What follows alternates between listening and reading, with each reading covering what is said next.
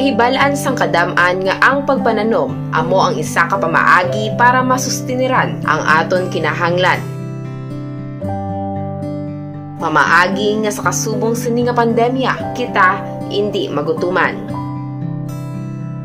Apang lipod sa ihibalo sang tanan nga pagpananuman ang isa ka pamaagi, agud kita manginhilway sa katalagman nga dala sang bagyo sa aton nga pungsod, nga kun kaisa rason sa pagdako sang mga balod sa kalalawran nga nagaabot sa mga pumuluyo sa aton coastal areas.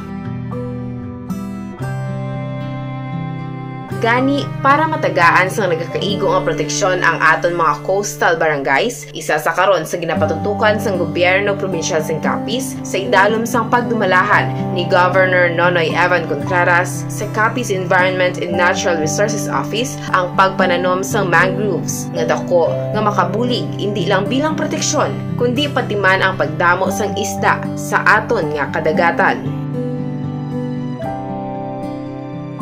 Ini nga aktibidad sa pagpananom sang mangroves ang nagapadayon sa biyak sang pagpanghangkat sang pandemya dala sang COVID-19 sa diin isa na naman ka coastal barangay ang natipan kag napananuman sang mga nagakaigo nga sahi sang mangroves. So, ang ini nga activity nga ginhiwat naton sa Lunoy Sapian, party ini siya sang celebration naton subong nga Nobyembre, which is the Provincial Environment Consciousness Month.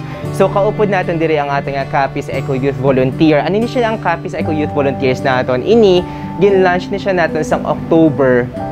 Ini, bali, miyembro, we invited different youth all over the province of Capiz to be with us. Ini mga volunteers, sila mga pamantanon nga nag-commit sila sa ilang effort, sa ilang time, kay sa ilang dedication nga magbulig sa probinsya sang Capiz through the Capiz Provincial Environment and Natural Resources Office nga magabulig para nga ipagahiwat kag maga-implement sang mga programa sang aton nga probinsya kay sang Capenro. So ang aton nga mangrove planting or mangrove rehabilitation, so we were able to plant 1,000 ka mangroves sa Barangay Lunoy. So kaupod naton ini ang mga miyembro sang Capiz Eco Youth Volunteers.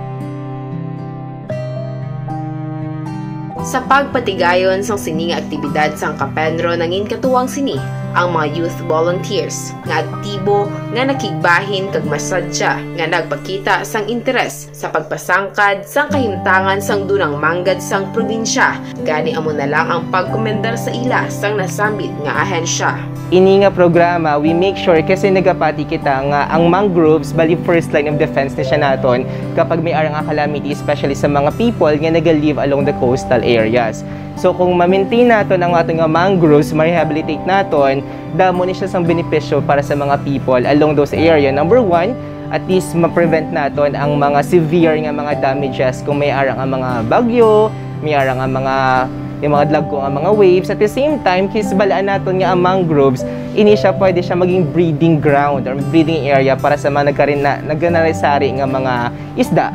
So kung healthy ang aton mangroves, kung ma-rehabilitate siya naton, so pwede naton nga maprotektahan ang aton mga kaugalingon against the natural disaster kag mapadamo naton ang aton nga manggad sa aton mga kaisdaan, which is actually very necessary sa aton mga ingisda.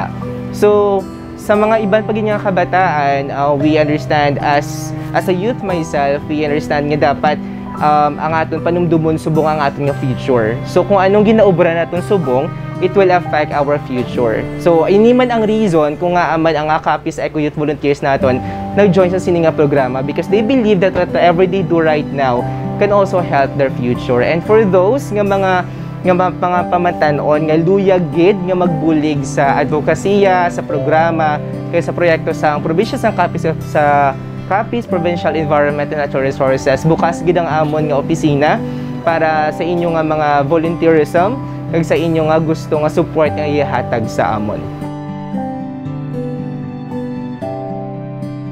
Pagkatapos sang madinalag-on nga pagpananom sang mangroves sa Barangay Lunoy, Banwa, sang Sapian, nagpabutsyag sang gamay nga hinyo sa mga pumuluyo ang Capenro para ang proyekto nga ilagin pangabudlayan ang mangin progresibo.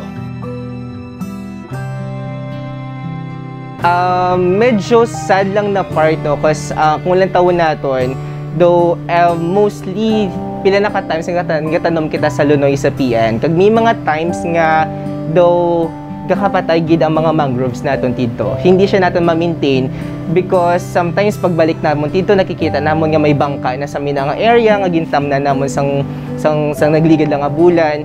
So siguro ang akon nga panawagan sa mga taga-Lunoy mismo nga kung sa diin kami mismo ga pananom nga tani maintindihan Manila ang rason nga aman nagagasto ang probinsya sang Capiz, nga aman nagagasto ang taga Capenro para magpananom didto. Kag ini nakita ang Manila nga may mga pamatan-on na mismo ang nagabulig para sa ila mismo nga rehabilitation.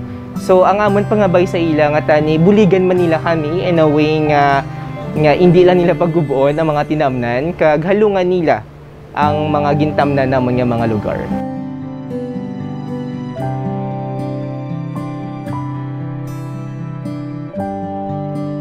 Luwas ang hinyo, gininbitar man ang tanan nga magpakigbahin sa mga tree planting activities. Kay ini ang dako gid nga makabulig hindi lang sa subong nga henerasyon kundi pati man sa mga ulihing tubo nga kapisnon. It is my pleasure to be one of the representative nga magatanom sa aton nga mga mangroves diri sa PN. It's because not only to help the youth, to motivate the youth nga kinahanglan sa aton nga Mother Nature ang aton nga bulig para man kita mabuligan sa aton Mother Nature because Mother Nature can live without us but we cannot live without Mother Nature. So sa mga kamot nato nakasalalay ang mga next nga future pa sa next nga generation kag sila magapasalamat sa aton simple nga pag-ubra, pagtanom, kita makabulig sa pagdugtong kag sa paghatag sa kasadyan sa iya kag sang kabuhi nga ginatawag. Kag ini dako gid nga pamaagi para mahatagan pag naton maibalik naton bisan hindi man mabalik ang past, mabalik naton sing amat-amat, pabuligan naton ang next generation nga hindi sila maging polluted someday. Hindi naton mahambal nga subong nga daan may benepisyo na sa aton nga community or sa aton nga people but we are sure nga sa mag-abot ang tion nga hindi maghatagid sang manaming epekto especially sa aton nga mga humans, especially sa mga pumuluyong malapit diri kag especially man maprotektahan ang ilang safety pamagi sa sini mga tanom sila maghatag ng mga tanom sang proteksyon para sa ila kabuhi para sa mga kabataan kag maayong palibot para sa mga new generations. As one of the volunteers or representative of Capiz Eco Youth volunteers, as a environmental journalist and as well as a youth leader, I encourage everyone to at least participate and cooperate in different organizations, environmental organizations specifically, nga magbulig sa mga environmental crisis nga kakatabo sa each municipalities or by the province as a whole.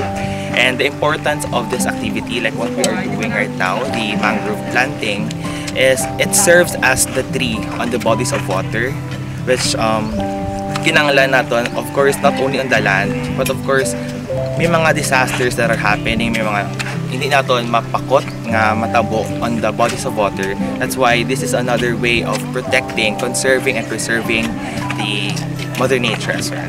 Ini nga programa ang isa lamang sa mga prioridad sa amay sang probinsya sa idalom sang iya 6K+1 agenda nga amo ang kaayo sa palibot nga nagatuyo nga mas mapasangkad kag mabalik ang kaanyag sang kahimtangan sang dunang manggad sang probinsya.